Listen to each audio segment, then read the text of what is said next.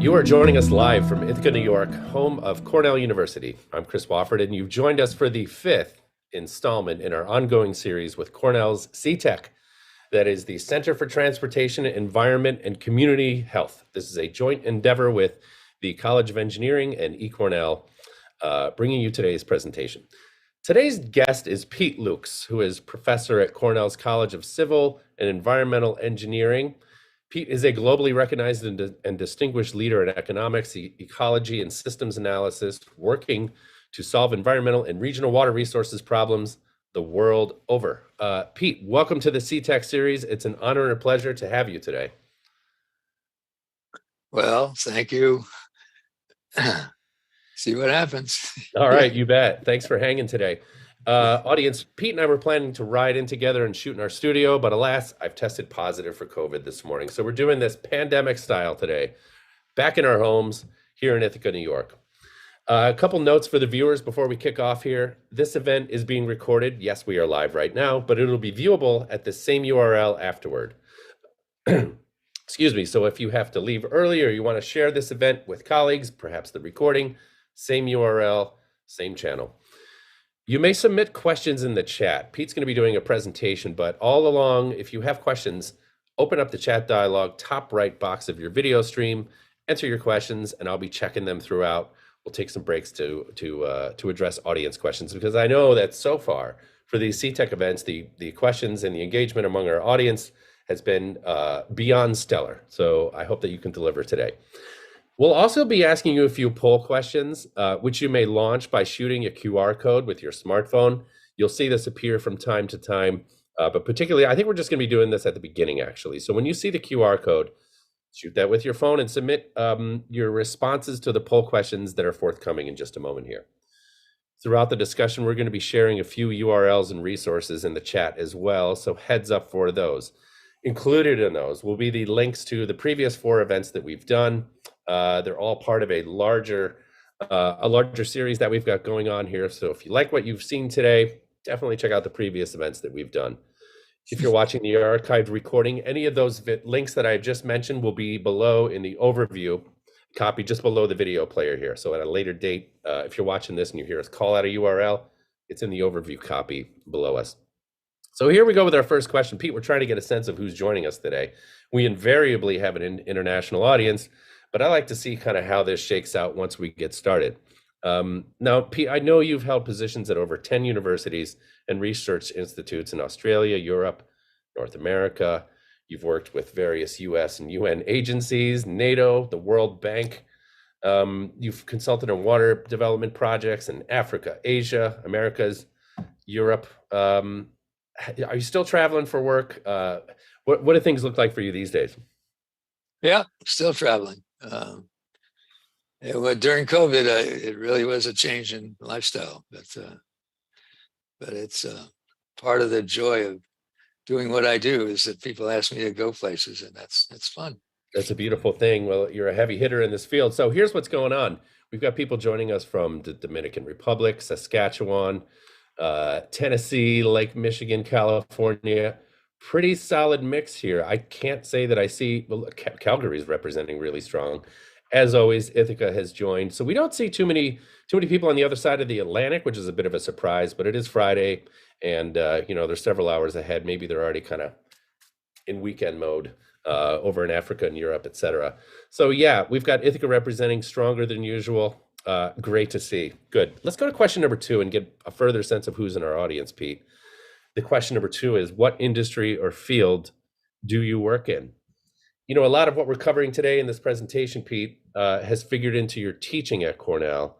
What fields, historically speaking, do your students go on to work in? Yes, you work out of civil and environmental engineering. Okay, who are you teaching, and what does that kind of look like? Yeah, our students, I think most of them go into consulting and do the kinds of things that we'll talk about today with different consulting firms. And a number of them obviously want to stay in academia, but not everybody. Yeah, well, pretty solid mix among our audience. Looks like finance is showing up strong, but we've got people from a variety of industries here. transportation, hospitality, agriculture, engineering, development, environmental engineering. Looks like we've got some of the right people in the room who would certainly be interested in water security, which is our topic today. Nice, healthy mix of professionals and industry professionals in our audience today. Let me ask you, let's go a little bit deeper, audience, for the next question. Chris, if you want to kick that up. Does your occupation involve working on water security or, more broadly, pressing environmental issues? So, a lot of what we're talking about is universally applicable. Water security is a concern for all of us. It's no doubt a pressing environmental issue, and probably, top 3 issues globally. So let's talk. Let's see here. The answers are, of course, yes, somewhat, and no. So overwhelmingly, we have people whose work is directly involved in water security. So it sounds like we've got the right people in the room, Pete, which I'm always happy to see. And we welcome everybody here. So thanks for your input, audience. We've got a dense population. Pete, you've really gone for it today. So I'm going to turn it over to you, and let's get into presentation of your deck here. And I'll check in every once in a while with some questions per your cue. Okay. Thank you, Chris, and thanks everybody for taking your time to show up. Water security also has to do with food security and energy security, so pretty hard not to have something to do with those issues. And yet, so Chris mentioned that we sit here at Cornell University. This is a picture for those of you that may not have visited us yet. This is a picture of where we are, and where we are, there's a lot of water, and it's beautiful when the sun is shining, and it's not always shining in this part of the world. But what I want to do today is discuss a little about what we do in my area anyway, together with our students, and then give some examples of that in different places in the world, and then maybe try to conclude on what at least I have learned from that. But I'm somewhat intimidated because I suspect that this audience that's here today knows more about these things than I do. So I hope you guys will teach me something before the end of the day. So we what do? We try to help people manage water. And this slide picture shows people concerned about their river basin, let's say, and clearly these people have come from different backgrounds and want different things.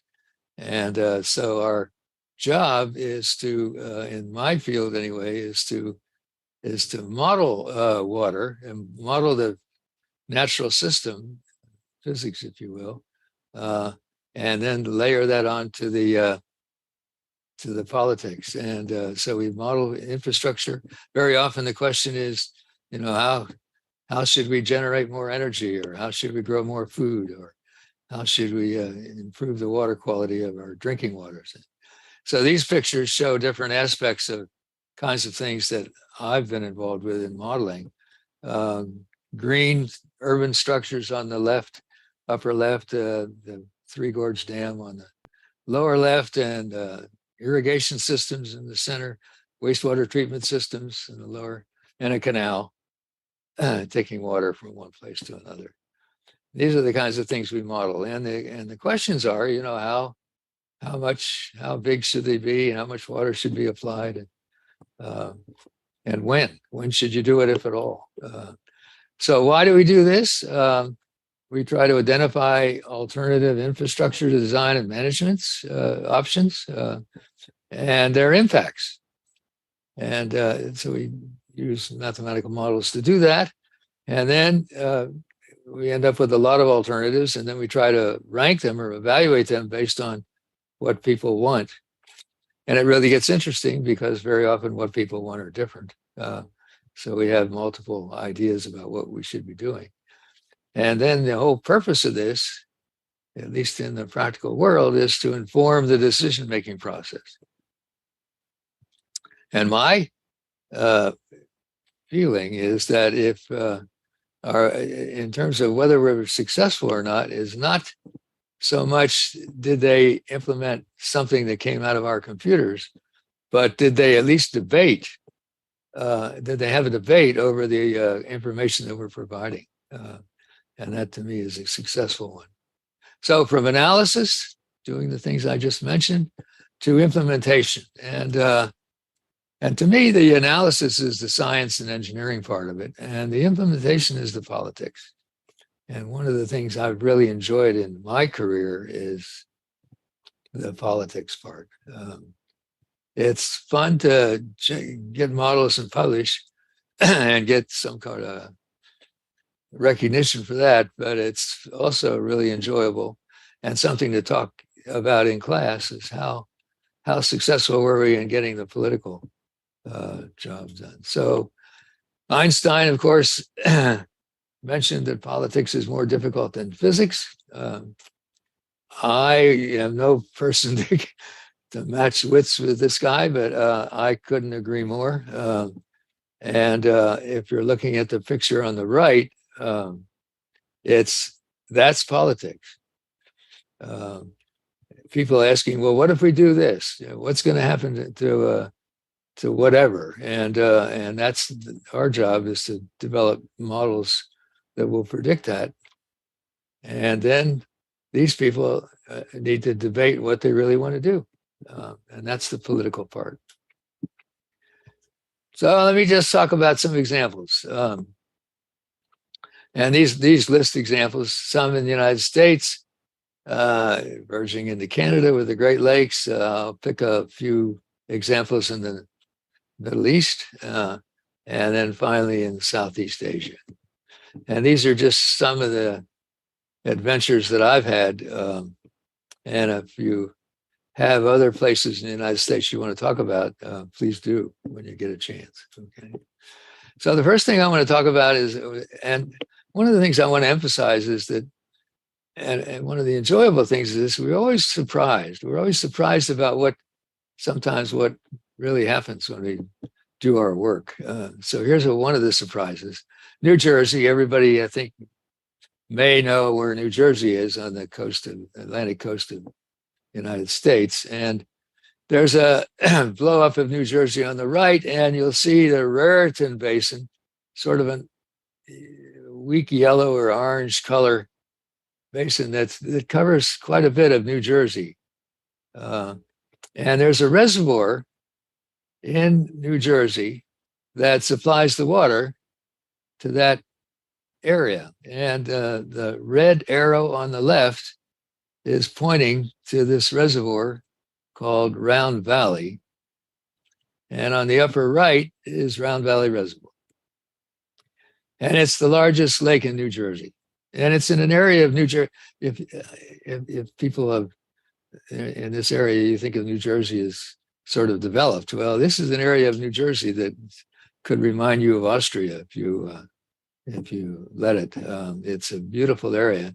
And this is a big reservoir that services this kind of a population on the lower right. A lot of people are depending on this single Round Valley reservoir.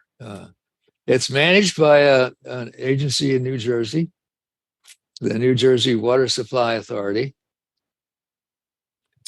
They claim they're river friendly. And the issue that I got involved with this agency was that this reservoir is a pump storage reservoir. And the area in blue, including this sign, Round Valley Reservoir, is the reservoir. And what they do in New Jersey is to take water out of a river, South Branch Pump Station, it says, and pump it into the reservoir, which is on top of a hill, and then release it to go into the system that you saw in the previous slide with all the houses. So it's a pump storage reservoir. Sure, it rains in the reservoir. Some water comes in naturally, but most of it comes in through a pump storage scheme like this. So what they've been doing in this part of the world is whenever the reservoir goes down any, because of releases to people that want the water, they pump, and they pump it full. And then it rains, and the extra rain just runs off the reservoir. And so the idea of this agency that manages water was, what's a way to reduce the energy required to pump water into this reservoir and still keep the reliability sufficiently high so that people are not going to run out of water. And so the question that we had with our students was to say, okay, let's simulate this system and try to have different target levels, not full, but leave the reservoir slightly empty so that maybe some rain will come in and fill it, but at least keep it full enough so that there's not going to be a shortage based on the 1965 drought in this area, which is a major, major drought. This was a drought that alerted the National Guards of New Jersey and New York to fight each other. It was, I'm serious, it was a real shortage of water. And so we did that. And we found out that there's a certain level of water that provided the reliability that we were told we had to provide. And it saved $1 million a day. Well, that, sitting in a university like Cornell, $1 million a day is not peanuts. I'm sorry, $1 million a month. $1 million a month, not a day. That's crazy. So $1 million a month is significant cash. So we went, based on our studies, we went to the agency that I showed you the sign of and sat around a fancy table and presented our results. And I could tell, I could tell by the body language of the people in that room is that they were not interested. They were just not interested. And so I asked them, I said, why do you appear not to be too interested in our results? And they agreed. They said, we're not interested in our results. They said, Loucks, do you realize what would happen if there was another drought more severe than the one you planned for, and people turned on their spigot and there was no water coming out? And they found out that we were saving money by not filling the reservoir. And they said we'd be out of a job. Now, why we got the job in the first place, I don't know. But that was a wake-up call for us. They said, in this case, reliability is more important than money. And another thing that I thought about, and the reason I thought that they probably weren't interested in saving money, was that why would a government agency want to save money? If they start saving money, they'll get less in their budget. They'll have to probably cut back on employment and so on. So I thought that would be the reason. But they said, no, we want to just make sure that our reliability is as high as it can be. First, that was a surprise for me and my students. What do you think, guys? What do you think? Is that fair? Anybody have questions or comments on that? I've got nothing in from the audience at this point, Pete. So let's keep rolling. Keep going. Okay. Yeah, let's do it. Let's check out the Florida Everglades. Okay. So the next thing I want to talk about is restoring the Florida Everglades, and this is a big project. Everglades is in the southern part of Florida. Florida is very flat. If you don't know this part of the world, it's if you're 3 feet above sea level, you're in a major hill in this part of the state. It's a swamp, and the pictures on the right show this swamp. And people come down here, especially in the winter, to get rid of the snow and ice where I am, and they enjoy the Everglades. And one famous author wrote a book, and she called it the River of Grass. It's a lot of grass growing through the water, and people ride in airboats to go and look at the scenery and to observe the sort of unique wildlife that exists in this part of the world. And this is a picture on the left is showing a python panther, a python snake squeezing an alligator, hoping to get a meal, I guess, and an alligator on the right, and beautiful birds. It is a unique, as far as the United States goes, it's a unique place for wildlife. People like to go down there and see it. So after the World War World War II, people realized that this part of the country was warm in the winter, and that people sort of like to come down here and enjoy it. And so they decided to drain the swamp to the extent they could, drain the water off the swamp so they could have more development, more residential development, more agricultural development, and develop the land. And of course they did this, and the Corps of Engineers came in and built an enormous amount of infrastructure, pump stations shown on the bottom, canals. They drained a lot of the swamp. And of course, what happened was that it changed the ecology of the Everglades, and a lot of the wildlife that people do enjoy seeing disappeared. And so now the objective, after many years, is to restore the swamp. And what this slide shows is a canal that's been filled in so that a natural stream that wanders around can take over again and bring back the wildlife. And people down there say, "You wait," And so the Corps of Engineers, what they've done is take out a lot of their infrastructure, their pumps and their canals and so on. And people down there are saying, "You wait. Now the mosquitoes are going to come back, and we're going to have this disease that mosquitoes carry." And then later in life, people were saying, "Let's drain the swamp. Let's drain the swamp and get rid of these mosquitoes." So it may go back and forth. Who knows? But right now, it's an enormous infrastructure restoration project to restore the flows the way they used to be. That's the ideal. So that you see on the three maps, the one on the left is the natural flow. After all the infrastructure is put in, you'll see what the flows have done, anything but the natural one. And now they're trying on the right, they're trying to restore some of that natural flow to maintain what's left of the river of grass and the Everglades. And it's still going on. It's an enormous challenge from a modeling point of view, because the water is, there's not a hill or anything. It's just flat swamp, and still flows.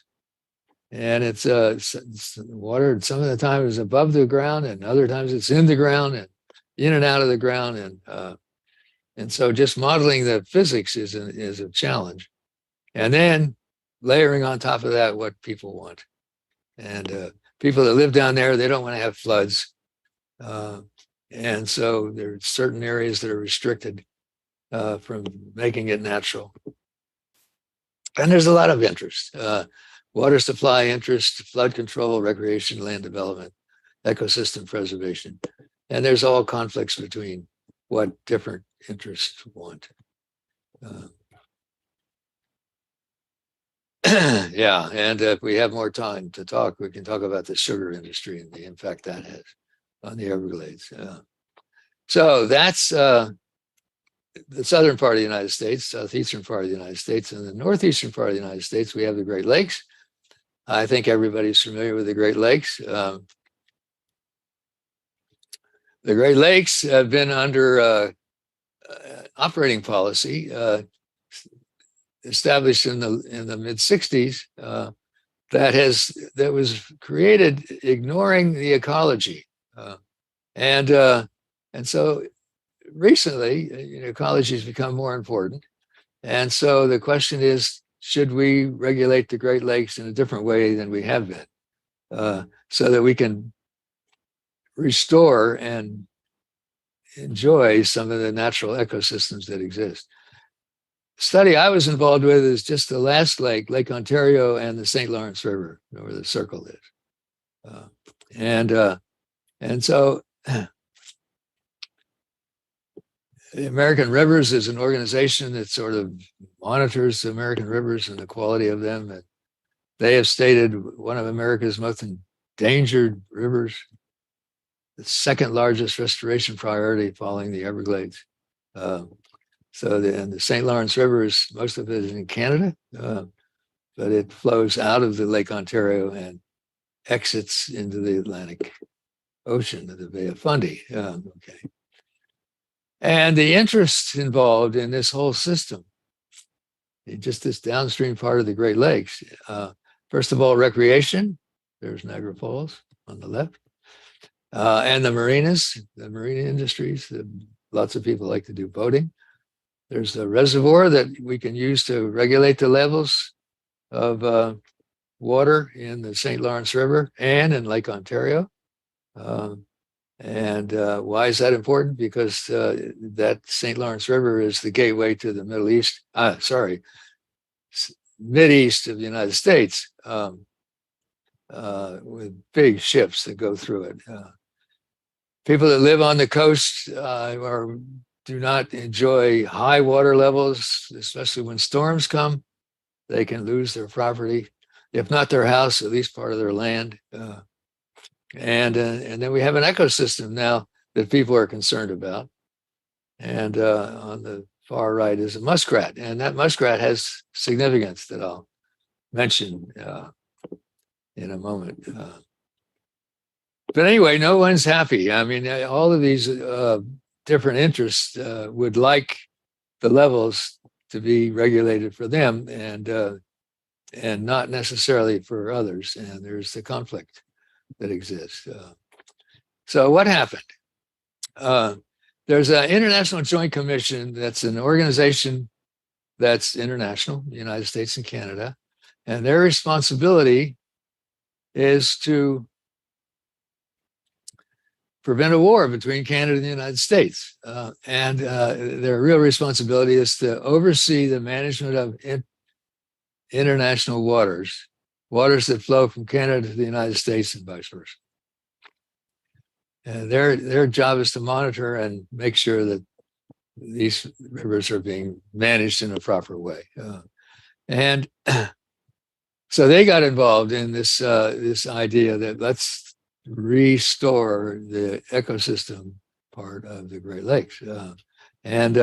So in 2000 and 2005, there was a study, the Lake Ontario St. Lawrence River study, 5-year study, $20 million allocated for this study, involving both Canada and the United States.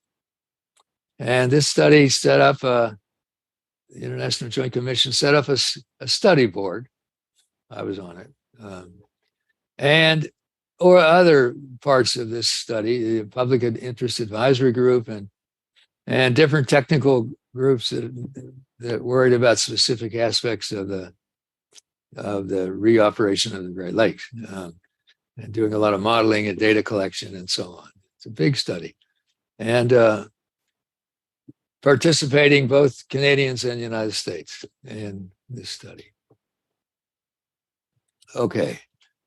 I have never been involved in a project that had so much concern about making sure that stakeholders were fully informed.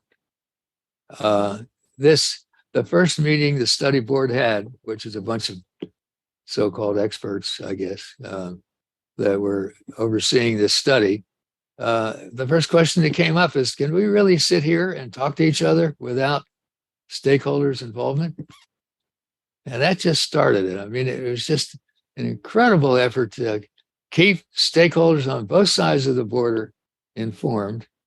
And one complication is that the Canadians, a lot of them speak French. And so everything that we did had to be in 2 languages. If we had a workshop, we had to have 2 languages. We were careful. The study board was careful not to publish something in English before the French version was available. And of course, that required a lot of translation. it was a good way to spend $20 million. Incredible. And we did a lot of modeling, a lot of studies, a lot of talks, a lot of reports, a lot of citizens involved, and it was 5 years. Finally, and it was in our results, we were charged to come up with 3 alternative plans that the IJC, the International Joint Commission, could look at and approve or not approve. And they didn't approve of any of them. And the reason was that the people that owned land around the lake were so vehement about their interests, which is not to lose any of their property, let alone their houses, which is understandable. But that's incompatible with trying to do anything at all with the ecosystem. And those people, unlike ecosystem animals like the muskrat, they contacted congressmen and others, and so they were very political. And we just couldn't, there was no alternative that we could come up with that made everybody happy. And to me, that wasn't a surprise. I mean, it was sort of a surprise that we couldn't get somebody to get them to compromise. We had landowners on our study board, and they were supposed to be neutral. They were supposed to be scientists when they were acting as a study board member. But at the end, they weren't scientists. They were advocates. They were advocates for making sure that they weren't going to lose any land.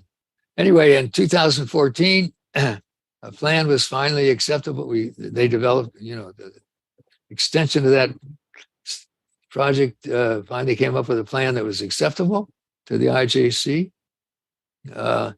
And this is the cover of the plan. But it took 2 more years for the US and Canada to agree that that plan was okay. But finally, in December, the end of 2016, the plan was approved. And in January of 2016, in the Buffalo News, they had a headline, "New water levels upset Lake Ontario property owners." Still, not everybody is happy. While we were studying, I got a muskrat in the lower right. While we were studying it, one of the commissioners of the IJC asked us on the study board, "What's the monetary value of a muskrat?" In other words, we're trying to improve the ecosystem and includes muskrats. And he was interested in what's it worth, and compare that with what's it worth to have recreational boaters happy, or the hydropower people making energy, have them happy. And that's a logical thing to do. You convert everything to money and do a benefit cost analysis. And we were unable or unwilling, as far as I'm concerned, unwilling to put a dollar sign on a muskrat. And later, after all this is over, and probably in 2 years after 2016, I met that commissioner in a conference in Spain. And he told me, he said, Loucks, he said, the reason we had so much trouble figuring out a plan that could be acceptable is that you guys, me, didn't give us the dollar value of muskrat. Yeah, that's what you run up against, okay? Time for a break, Chris, or you want to go on? Yeah, it's funny that the dollar value of a muskrat is not really kind of framed in the larger thing. Like what is the dollar value of biodiversity? I think that's what you were getting at. Yeah, I mean, exactly right. Exactly right. That was just another way of saying it. What are we getting for this ecosystem that we want to improve? Yeah, it is. I spent a lot of time in northern New York up on the St. Lawrence River, and nobody is happy. It's just, you're absolutely right. You've nailed that. Forgive me on the pronunciation of your last name. I now know it's Loucks. So there we go. We have. How did you find out? How did you find out? Because you said it out loud. Okay. Oh, yeah, that's right. Yeah. My bad. We have a question that comes in from Cornellian Jack Lowe, graduated in 2010. Professor Loucks, how can urban growth? We're getting a little bit off of what you've talked about here, but I think this is interesting. Professor Loucks, how can urban growth find an equilibrium with maintaining water security? We see a lot of growth and subsequent strain on water here in North Texas, and maybe in some ways this is related to the very thing that's going on on the St. Lawrence, right? We've got Quebec, Montreal, New York, people that are continuing to build and develop along the river. What about what's going on in Texas, or how urban municipalities can think about water security as they grow? Yeah, it's a continual battle. It's a Yeah. battle both with regard to quantity and quality. I'm not aware of, I'm not clued in right now on Texas in terms of water, but that's a part of, the part of the Southwest is usually under a drought situation, and so what are you going to do about it? We just, as urban development takes place and as populations increase, demand for water increases, and that lowers the supplies that we have in the groundwater. The groundwater management is one of the weakest areas of water management in the United States because you can't see it and you can't see the boundaries. But that's it, it's a tug of war, and so I'll talk later about building reservoirs. That's one way to save water. The Rio Colorado river that serves as a boundary between Mexico and the United States, that's always under contention because Mexico claims they're not getting the water that they deserve, and upstream states in the United States are not happy because there's not enough water to withdraw that they want. So I don't know what to say specifically about Texas, but urbanization is one of the demands that we have. One of the things that create a demand for water. We've got a question from Alexi regarding the New Jersey example, who asks. But let me, Chris, I don't know if you can tell, but Jack Lowe, this is not a Jack Lowe that retired in about 2010, is it? This is a young person. It's just Jack Lowe. Jack Lowe, SEPA 2010. SEPA 2010. Okay. Right. There you go. I used to play squash with a guy named Jack Lowe. I couldn't believe it was him.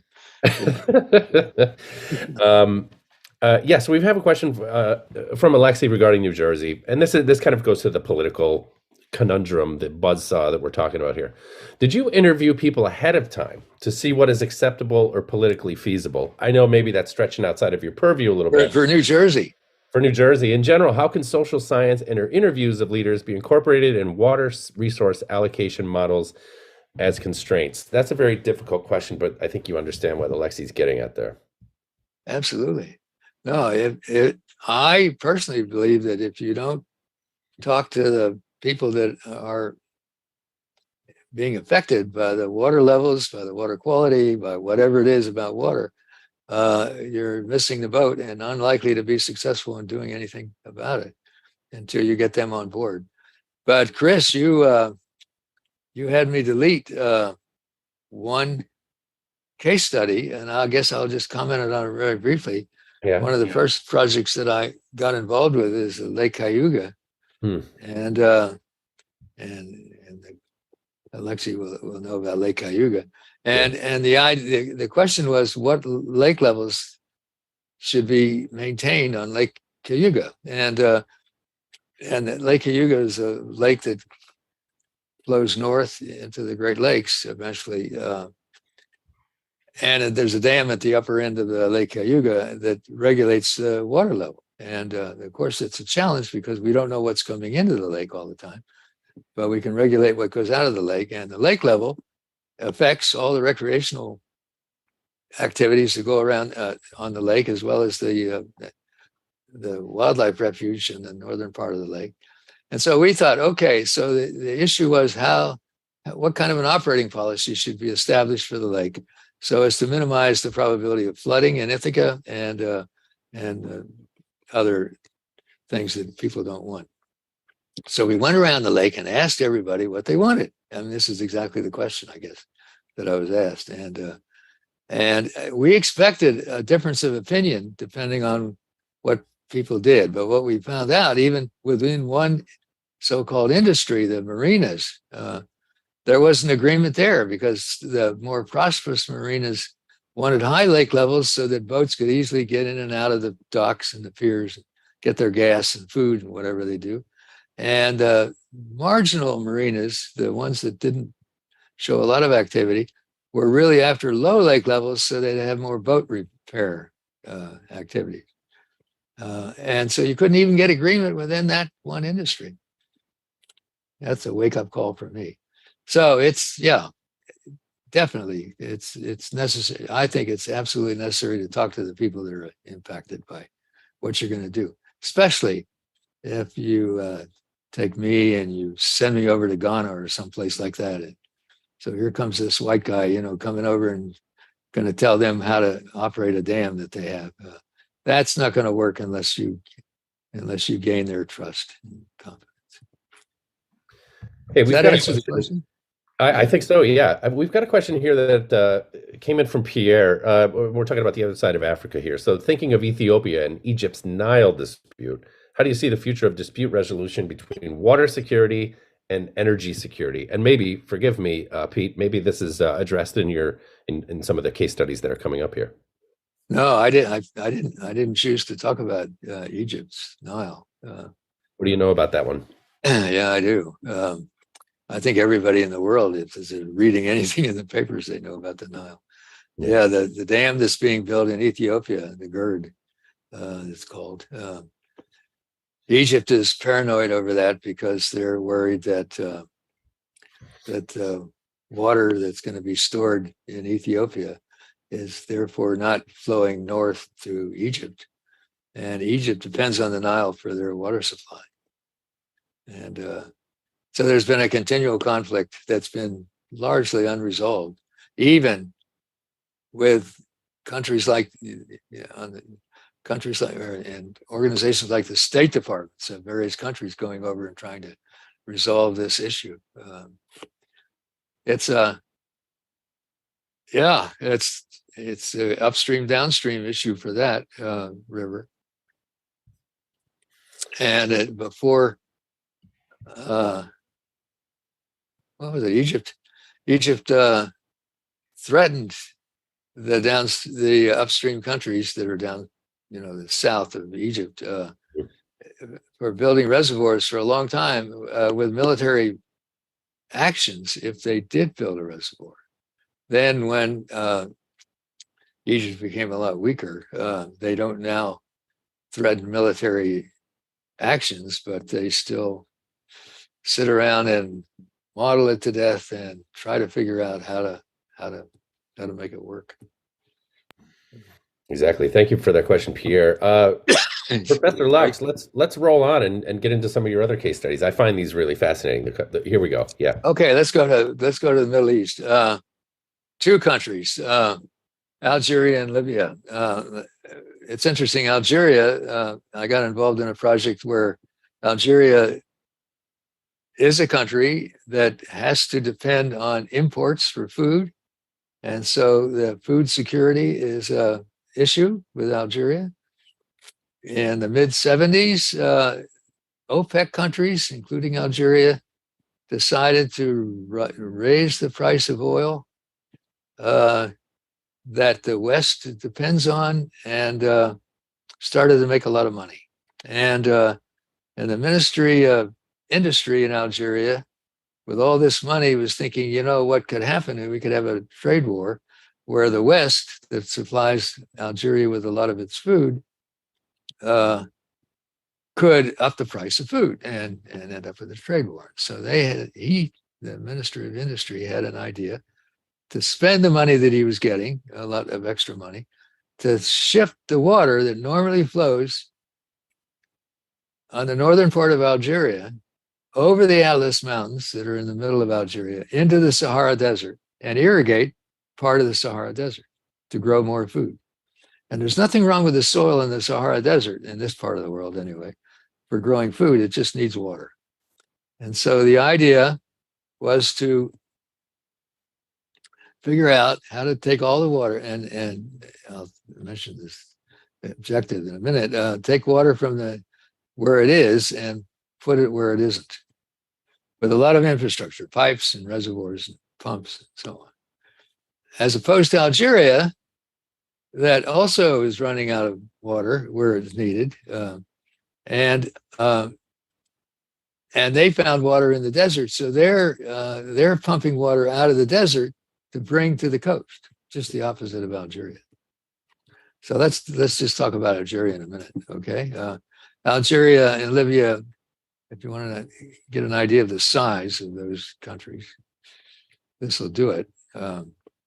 They're big countries. So here's Algeria and the Atlas Mountains. And the goal, as stated by the Ministry of Industry in Algeria, was to irrigate the Sahara Desert, maximize the amount of irrigation water regardless of cost. Take every drop of water that dropped on Algerian soil and maybe even desalinate part of the Mediterranean Sea, he said, and ship it over the mountains to irrigate the Sahara Desert, part of the Sahara Desert, to provide more food security, agricultural self-sufficiency, they call it.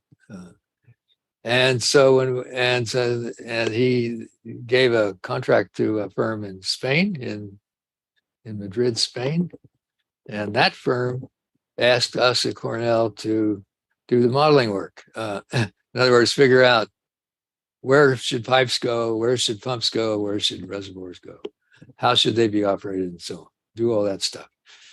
And when you hear a statement like maximize the amount of irrigation water regardless of cost, you're thinking, gosh, these guys are so rich, we might get a little rich too. Who knows? Okay, so that was that project, and this is part of it going on. So we did it, and over a 3-year period, laid out the infrastructure, wrote reports in French, and gave it to them. And the surprise was the following. Okay, so even though we were told that that as far as Algeria was concerned, they just wanted all the water they could put on the desert, and that's it. And I thought, at least I thought, and I remember thinking about this, that last drop of water is going to cost a bundle. And I would imagine that Algeria would say, no, it's not worth that last drop. In other words, if you're really taking every drop of water and putting it into the desert, it's going to be a lot of industry, a lot of infrastructure needed to do that. So we thought, at least for our analysis, is to assume that cost is an objective too. Maybe not important, but cost is something we want to keep track of. And the amount of water, and it's on the x-axis, okay, the amount of water we call a yield, because it's associated with the reliability. There's 3 things that they ought to be thinking about. Money, maybe, if they eventually, I think they would want to do that, and they in fact are. The amount of water that they want to maximize, and how reliable, because you could ask different people to do that same job and get a different answer, and it could be just because they're thinking about different reliabilities. So this is really a neat problem for modelers, because everything's tugging against each other. If you want more water, you're going to probably have to pay for it, or you're going to have to lower the reliability. So you can promise more water, but it's not going to be there as much. So it's just everything's tugging of war. What happened? And one of the parts of Algeria,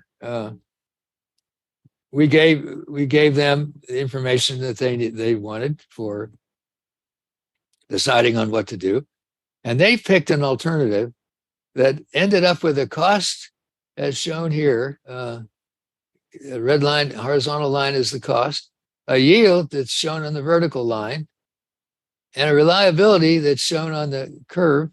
And you could see that any alternative inside that triangle is better. You're getting more reliability, less cost, and more yield. And so we asked them, we said, why are you doing that? And they were thinking about building a reservoir, like on the upper left, where the evaporation rate is 3 meters a year. You're losing 3 meters of water depth a year because it's hot. It's in a hot area of Algeria, and that doesn't seem too sensible to me. But they wanted a reservoir there because they wanted to do something else, and so this this is a good example of the experiences we have doing this kind of thing, where as we proceed in the work that we're doing, people are learning what they can possibly do. And as time goes on, they're thinking about other objectives as well, besides just maximizing water. And so that people change their mind. And so when they told us that there was another objective they had, we said, we could have said, well, why didn't you tell us? Well, they didn't know that when we were doing our initial work. But a new objective appeared, and so they ended up taking a solution that was not what we called efficient. So that was a surprise. Let's jump over to Libya. Okay. If any of you haven't heard of this project, I'm really surprised. Libya in the 80s decided to take water out of the desert and ship it to the coast, where people grow crops and camels drink water and people use it for drinking. That's their water supply. The water along the coast had been depleted. The aquifers were very low. The salt water from the Mediterranean Sea was coming into those aquifers. So Libya really needed water. They really needed water. And somebody discovered when they were drilling for oil in the Sahara Desert that there was water down there, a lot of water.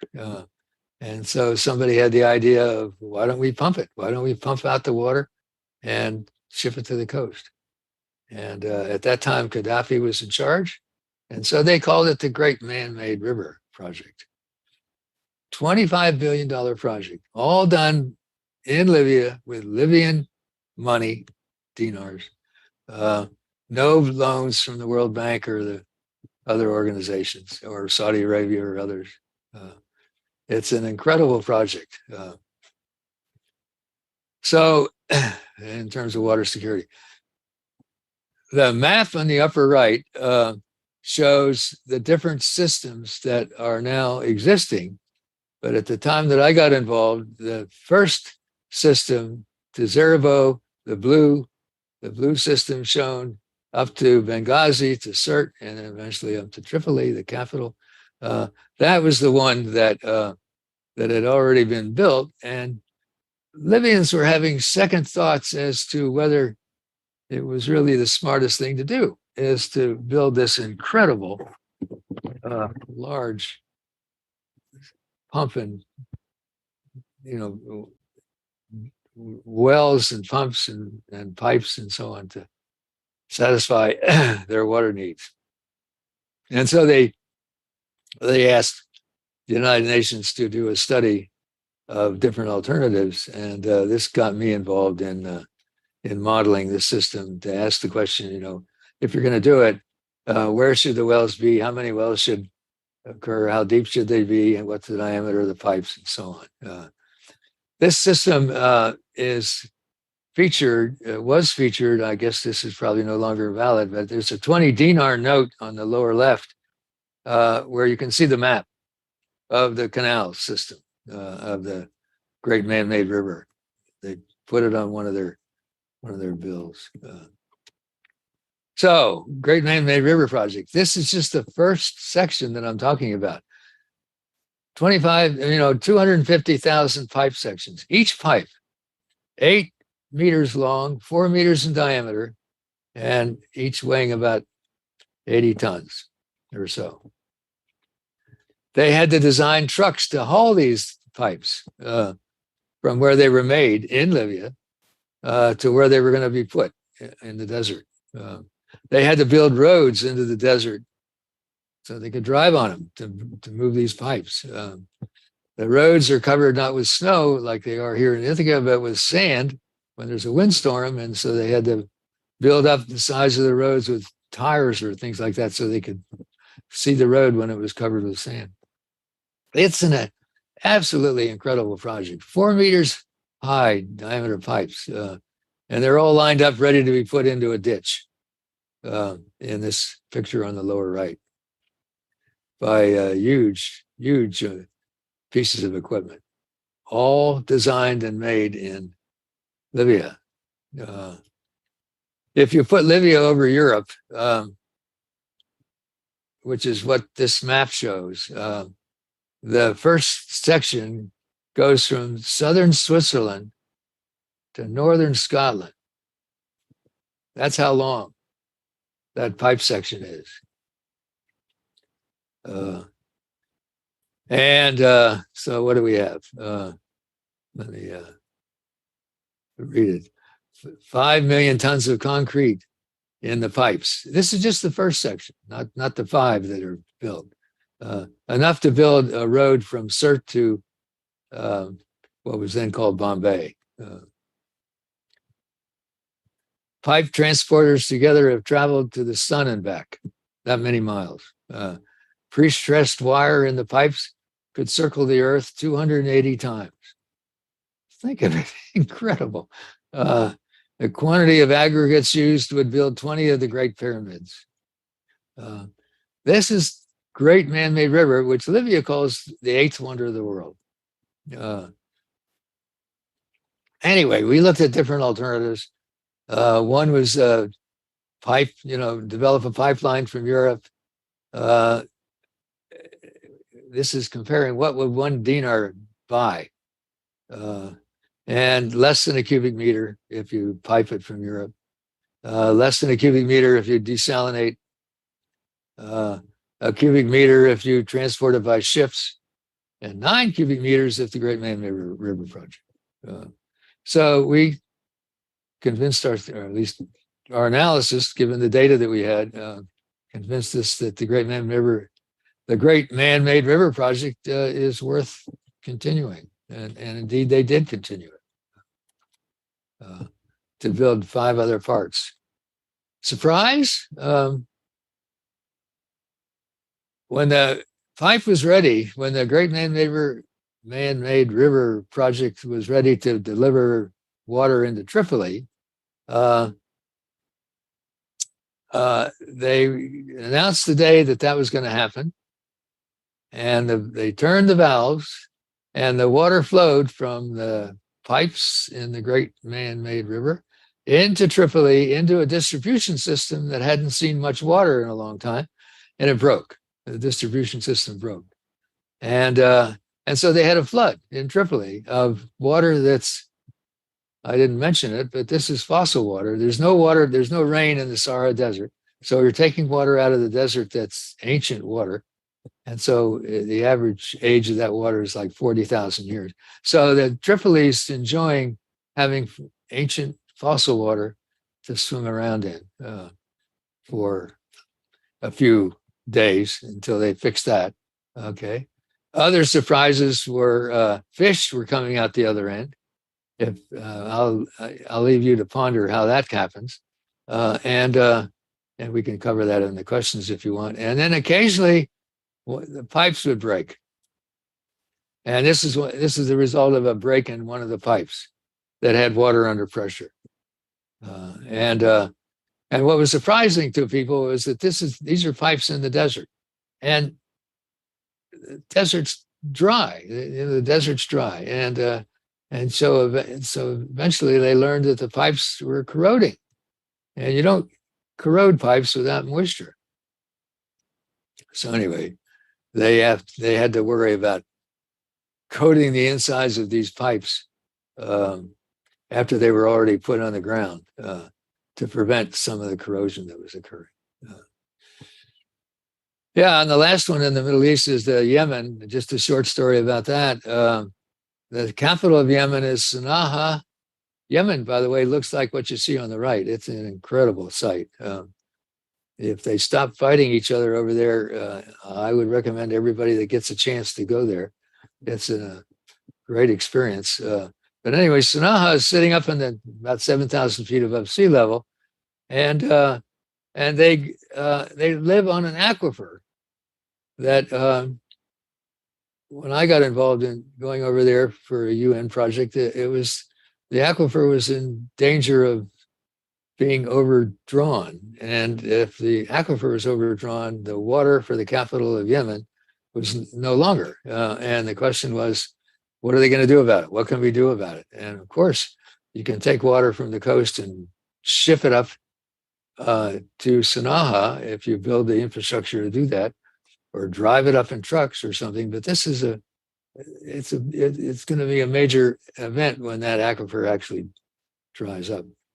And one of the reasons that it dries up, or that it's being overdrawn, or that it could dry up, is that in this part of the world, there's a crop that you can grow that's called cat. And cat is spelled Q-A-T. It's a good Scrabble word. And one of the things that the Yemenis do on Friday, their religious day, is to chew it. It's a narcotic, okay? And these are people chewing cat that you can see on the bottom. And so one of the analysis, we made an analysis of what you're going to do about this aquifer, and we came up with the conclusion that if they stopped irrigating cat, the aquifer could last another 20 years beyond what they expected it to last. And we thought that was significant. But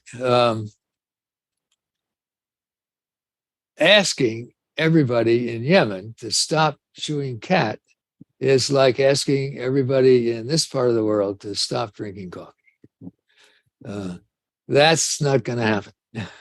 And but anyway, we talked to the ministries involved in this study and said, this is our results. And they said, well, that's no solution. We're not going to be able to shut off the pipe for cat. And so our suggestion was, well, why don't you talk about this in the press? Why don't you write up what's going on, that the aquifer is being depleted, and that there's going to be some serious consequences when that happens, and that ask the people what they think is reasonable. What are they willing to give up, if anything, that will make it better? And they said, no way. We are not going to get involved in this decision and the debate, because by the time this tragedy happens, we may not even be alive, let alone politicians running the show, which is probably true. And it probably, especially now, given the war, that's probably very true. So they didn't want to talk about it in public because we didn't know what to do. I mean, we had no idea what solution would be that would make everybody happy, and that was a surprise to me. Okay, last one is until we want to talk more. Over to Southeast Asia, the Mekong Basin, the lower Mekong Basin that flows from China into the Vietnam Delta. Right now, there's a real push on the Mekong to develop reservoirs in the basin for more energy. And certainly this part of the world could benefit from more energy. And so here's one of the reservoirs that are being built on a tributary of the Mekong. Mekong River is the lifeblood of this region. It's the second most biodiverse river in the world. The life of the people is the river, and the life of the people is fish, and the products that are grown in the Vietnam Delta that are transported by boat along the river. It's the lifeblood of Southeast Asia.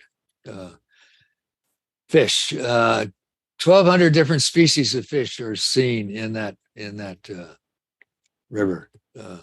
Many of them migratory. Fish species. Here's the biggest fish that is caught.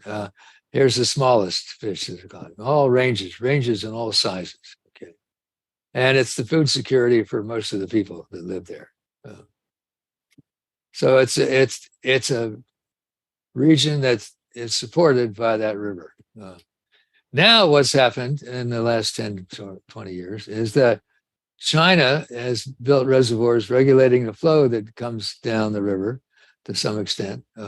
They've built reservoirs for energy, and reservoirs have been proposed and some have been built on the Mekong itself.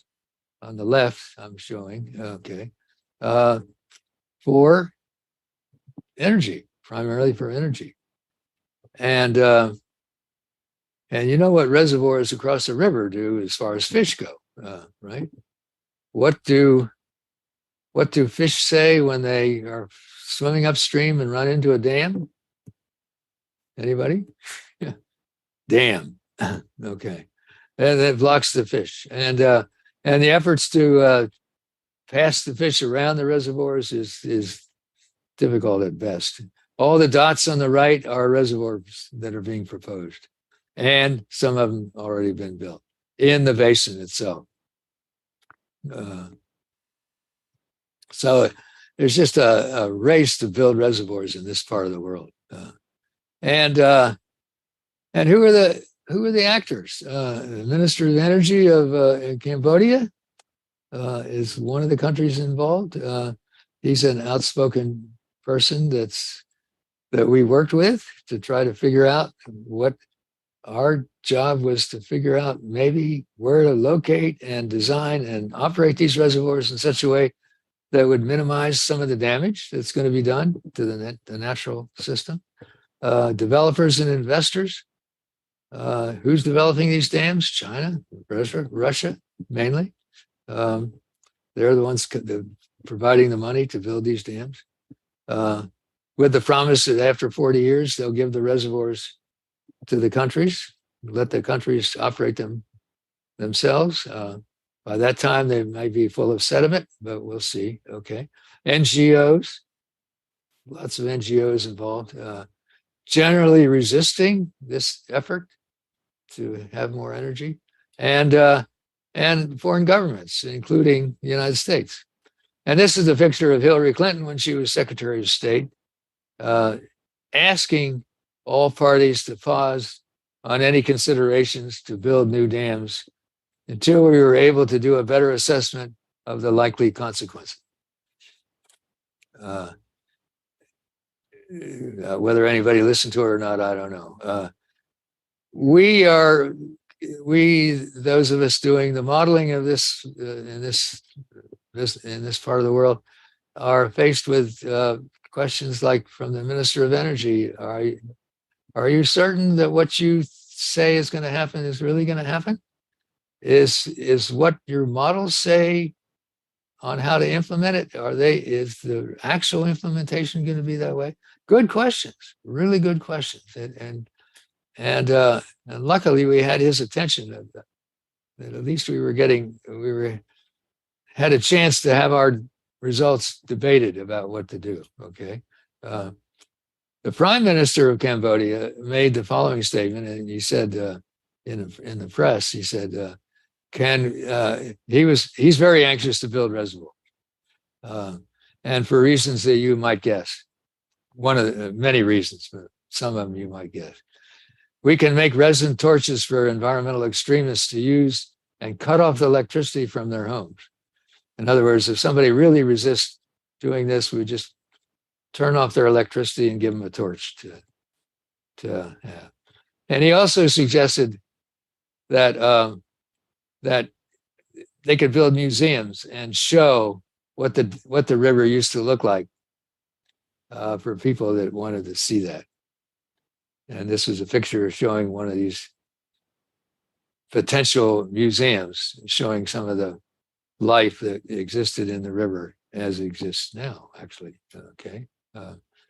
So our analysis, what we did was to work with the ministries, developers, investors, all the stakeholders as we could, to figure out where there are other options besides what was being planned that would reduce the adverse impacts that many people are really concerned about. And what is interesting to me is that if you question that question, the original question was, how can we generate more electricity? No, sorry. The question was, how can we build more dams? Where can we build dams to generate more electricity? And if you change that question to how can we generate more energy, that opens up options that don't necessarily involve building more dams. And this is one that we found that was much cheaper, and that is put solar panels on the top of the reservoirs that exist. And it provides, and the nice thing about that is when the sun goes down, and which it does occasionally, it's you have the reservoir there to generate hydropower, okay? And when the solar panels are generating electricity, you don't need to use the water to generate electricity. And and the solar panels cover the reservoir to some extent, so there's less loss in terms of evaporation. The only downside that we know about is that two things. One, seagulls like to settle on these solar panels and defecate. But the other one is if you have a typhoon, you can mess up the connections between these solar panels and you have to repair. You have a lot of repairs to do. But that's what they're doing now. They're actually laying solar panels out. And we've managed to, at least for the time being, stop the construction of the most downstream dam on the Mekong, which is 18 kilometers long. That dam, it would have just destroyed that river in terms of it being a biodiverse river. So we really had an impact. And the reason we had an impact, I think, is that because we worked in the meetings like this, we worked with the politicians. This is at the head of the table is the Minister of Energy. And so we worked with those guys. One of my students is sitting in the background where I'm pointing. So we were involved. Anyway, questions, guys? Well, we are 12 minutes over, Professor Loucks, but sorry. It's great. Something that I've just kind of observed as we've gone through this hour and 12 minutes is, there was a slide in the beginning where the conventional wisdom, suggesting that conventional wisdom is leave the science to the nerds and the policy to the politicians, etc. But I was thinking, for someone who's aspiring to work in this space or is just beginning to work in this space, I would think, and maybe you can set me straight, that like formal training and education in governance, geopolitics, I don't know, some legal background would benefit somebody from working in this field. Given your vast experience, Absolutely. Am I right on the money or what? Absolutely. I've been an advocate telling my students, because I did it. I also did work in economics when I was getting my PhD. Right. And anybody that's getting into this field needs to be able to talk to economists and understand their jargon. Perfect. And even though you might not be an economist, officially an economist, you've got to be able to work with them. And so knowing something about economics is really good. So I always advocated as a minor for my engineers that are taking as a major this field that I was just talking about, is to minor in economics. Take a minor in economics. But the work that we've been doing on the Mekong has been led by a lawyer. And I'm generally not a big fan of lawyers, but I have to say that, and my brother's a lawyer, and I'm on the governing board of a law firm that oversees this project in the Mekong, is that lawyers can do things that engineers can't do. That's my observation. And so you need to talk to lawyers as well. You need to, because they can open doors. They can get in bed with these ministers and connect with them. And in fact, this one lawyer that did a lot on this project, he moved to Laos. He lived in Laos. So yeah, dead on. Law schools are typically not willing to let a lot of non-lawyers come into their courses, but it pays to know something about law, and it certainly pays to know something about economics. Right. So what I hear is you're saying if there's any hope for the future, we all have to be the total package in order to address this kind of stuff, given your depth of experience. So I appreciate everything we've covered today, Professor Loucks. We obviously appreciate your time, and for viewers for hanging with us and submitting some really good questions throughout. We are going to have to cut ourselves a little bit short today, but I appreciate you joining us Yeah, today. I apologize for too many stories. Yeah. That's okay. It's all good. So thank you, audience. I am interested in your feedback, however. So we like to get your ratings and feedback when we run these. So if you could open your, shoot the QR code and respond to, give us a rating. Let us know how we're doing. Offer us some feedback. What worked, what didn't work in our conversation today, things you'd like to see us cover in the future, etc. So please submit your answers for that feedback. We are nothing without your feedback. In our audiences. So thank you very much, Professor Loucks. Take care. Do they get the slides? They do not get the slides. Oh, they do not. Okay, all right. Separate conversation. Yeah. Okay. So viewers, thank you so much. We'll talk to you next time. Stay strong, stay safe, and we'll see you at the next keynote for our C-Tech series. Thank you so much. Bye, Professor Loucks. Yeah. Thank you, Chris. Thanks.